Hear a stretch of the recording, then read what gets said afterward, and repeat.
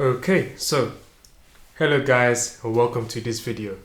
Now in this video we are going to be covering inversions. So let's get into it.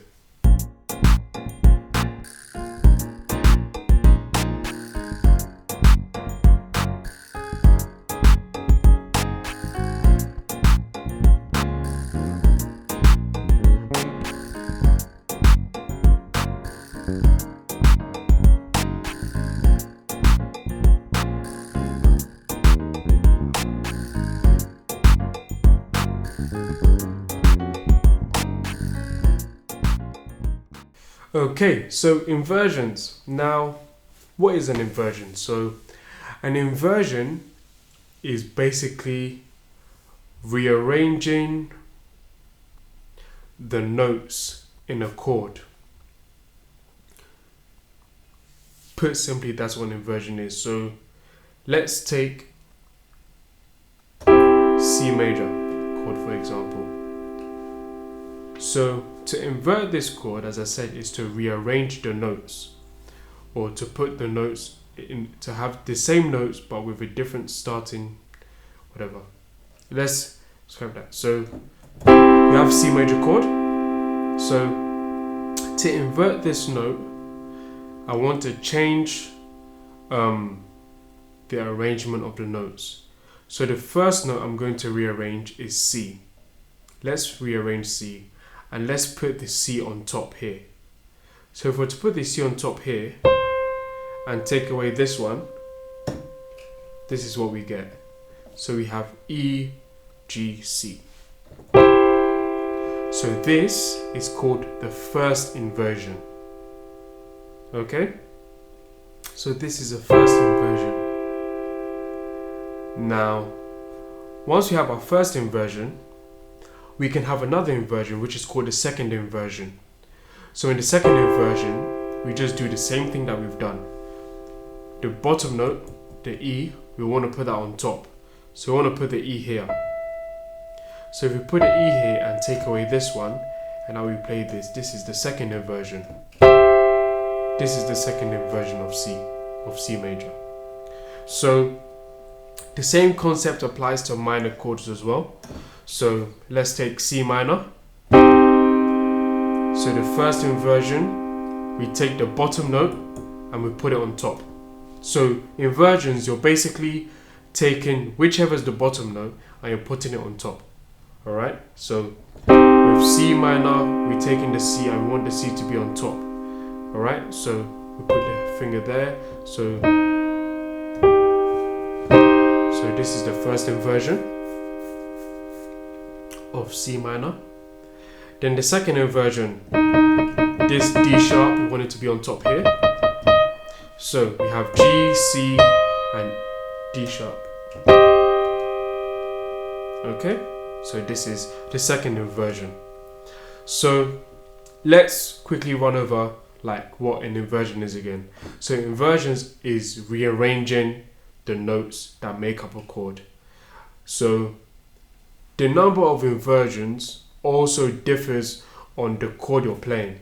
So as we're just playing triad chords, there's only two inversions, because once you play the original position, then the first inversion, then the second position, by the time you try and put the G on top again, you're already in the original position.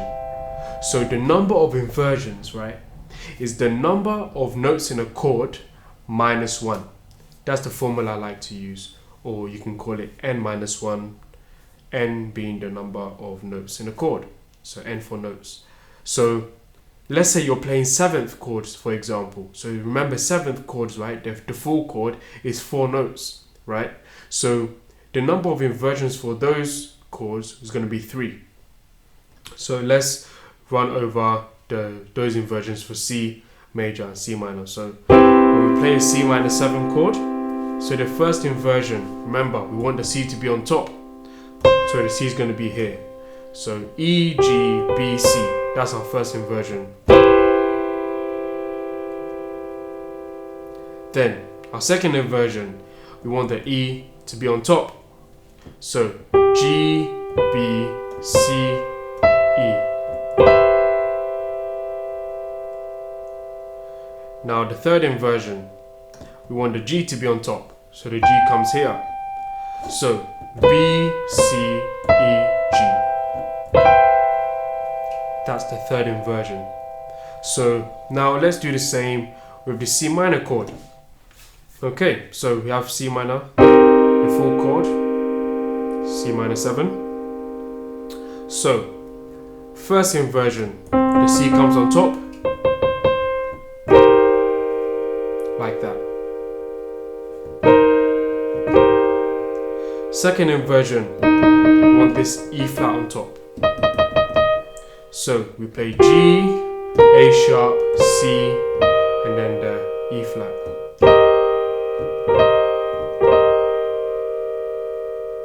Now, for third inversion, we want this G to be on top, so we want the G to be here. So now let's play this.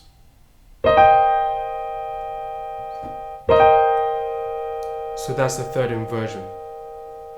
So with all the chords that we've learned so far, you can invert them in the same manner.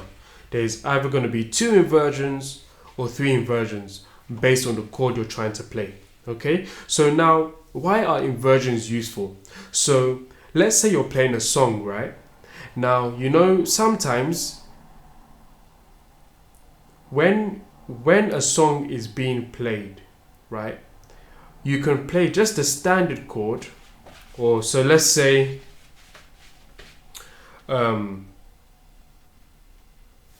could play the standard chord like this, or you could play the first inversion or the second inversion. But you see, the melody of the song follows these inversions. So the reason why we use inversions is to try and replicate the melody, or to add the melody into our playing. Alright, so let's take a song like Here I Am to Worship. Okay, I'm going to teach you this song in the next video, but just so that you can understand why inversions are useful is why I'm going to talk about that song now. So Here I Am to Worship in C. So let's go. So I can play in this standard chord. So light of the world, you step down into darkness, open my eyes, let me see. So now let's use inversions. So if I was to use inversions, right, tell me which one will sound better. So I'm going to play the same chord, so the 1, 5, the 1, 5, 2, 1, 5, 4. I'm going to play those same chords, but now I'm going to use a mixture of inversions to try and replicate the melody, or to add the melody into my playing. So that, like, if let's say nobody is singing, for example, if you can hear what the keyboard player is doing, you can tell what song he's singing. Cool. So let's try. So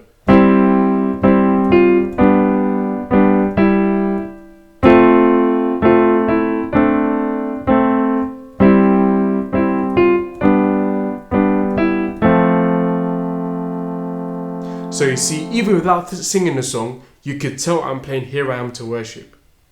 Why? Because the inversions of the chords I've used allow you, the listener, to know what song I'm playing. So that's why inversions are very useful. So I'll just show you that again. So remember, this is the second inversion of C, right? Then we just play a standard G major. Then the D minor, we're going to play it in, which inversion is this? In the second inversion.